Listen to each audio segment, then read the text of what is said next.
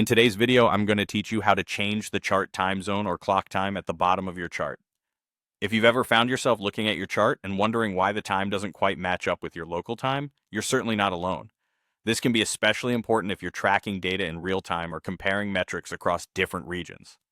To begin, let's focus on the easiest way to access the time settings, which is directly from the chart interface itself.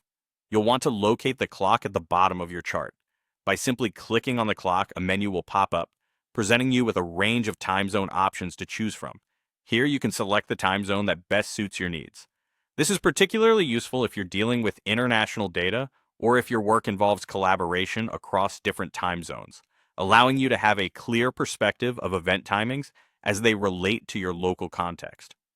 Alternatively, if you can't seem to locate the clock at the bottom, or if you prefer a more detailed approach, you can adjust the time zone through the chart settings. Look for the Settings option on your chart, often represented by a gear or similar icon. Once you're in the settings, navigate to the Symbol tab.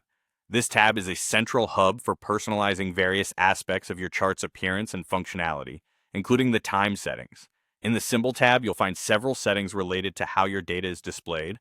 You'll need to focus on the Time Settings option. Here you have the opportunity to not only change the time zone, but also customize how the time is displayed.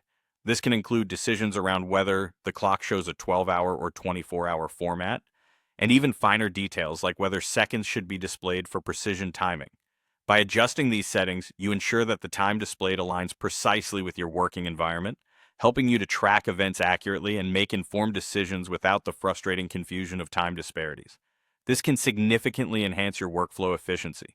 As a tip, remember that whether you choose to click on the clock or use the settings menu, both methods ultimately result in the same outcome, so feel free to use whichever you find more convenient.